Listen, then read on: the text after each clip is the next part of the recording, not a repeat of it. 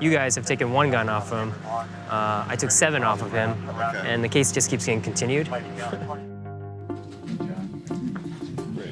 Good morning, everyone. Thank you. This is a very important day for the people of Illinois. Illinois Governor Bruce Rauner signed a bill on July 16th that enacted a so-called red flag law that allows police to take guns away from someone a court decides is a potential danger. New York is trying to follow suit.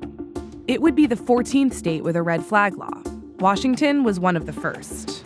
And officers there are already doing the difficult work of identifying people who might be threats. So that's the bad one, right? That's the bad gun?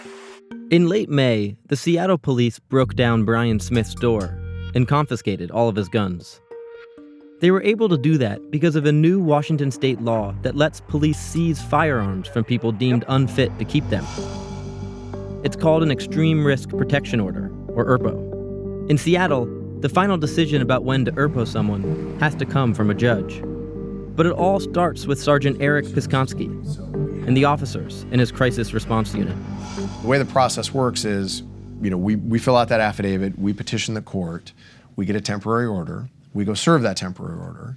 Part of that service is, hey, you have a court date in 14 days, right? So that the respondent gets their opportunity to go to court in front of a judge and give their side of it. You're describing a very rational, reasonable process on a subject that really does not have a lot of rational, reasonable discourse these days. I think the process that's in place right now, at least the one that we have here in Washington, so far it's worked out pretty well.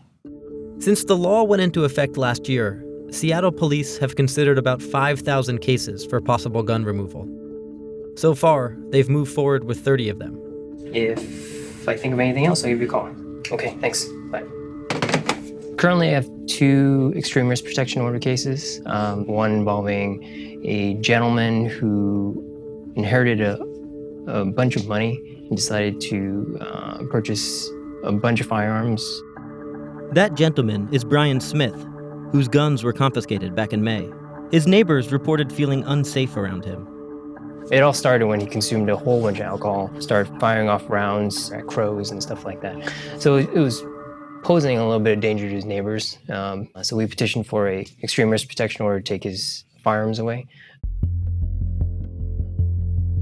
Now, Officer Chan is trying to convince a judge to let the police keep Smith's guns for the full year allowed by the law. Mr. Smith has been served. He did not show today, so that it's helpful to the next court to know what the status is. Okay, I've signed the order reissuing the temporary extreme risk protection order for 2 more weeks. Thank you, Your Honor. Thank you. Because Smith didn't show, the ERPO was extended. News Chan had to deliver in a summons. So I looked in the back, I didn't see his truck. Okay. I'm just gonna drive around to 85th. Yeah. So 2 houses down, 8248 is Brian Smith. I've been working on an ERPO on him since May. You guys have taken 1 gun off him. I took 7 off of him, and the case just keeps getting continued. Oh, there he is. Hold on. He's right in the back. Yeah, he is. Yeah. Smith was home when the police arrived, and they served him the papers. I'm glad that worked out. Mr. Smith. How are you? I'm Josh. How are you? Nice to meet you. It's Captain. Captain. How you doing, Captain Smith? Hi, John. So they took some guns from you, is that right? Yeah. What do you think about that? I thought that was kind of snotty because I haven't been accused of anything yet. Yeah.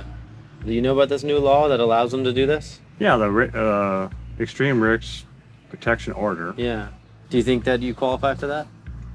Risk to who? Whom? You? You? Yeah. I think there was no victim.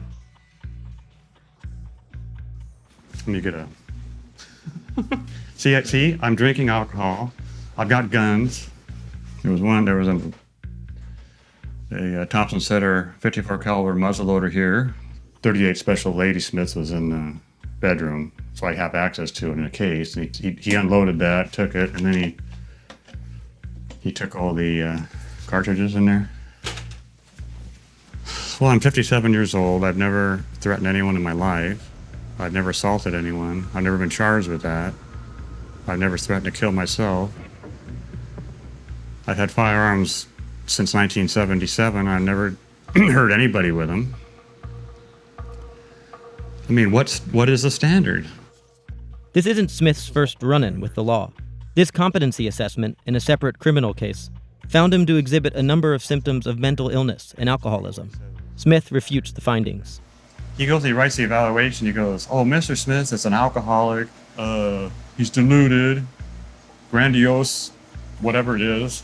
He just slams me because I think he was mad because I was in control of the interview because I'm smarter. It was incredible to me that they could just decide they're going to use this new law against a citizen of the United States with constitutional rights with no justification.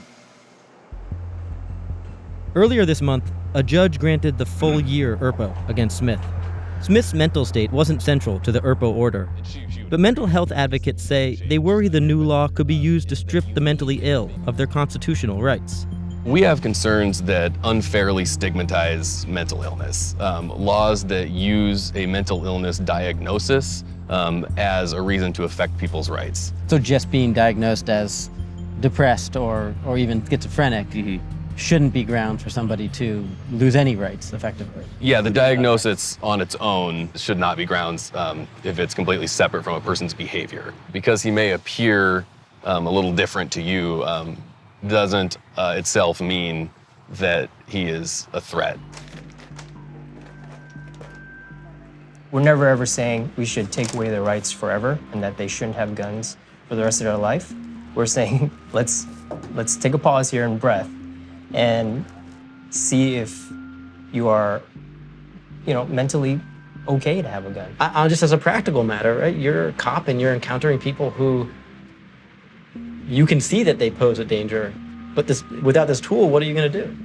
It's what we did before, just kind of monitor people. Sit around and wait. Yeah, wait to see what happens. But potentially wait for something terrible to happen too. Potentially, yes. So it does make me sleep better at night.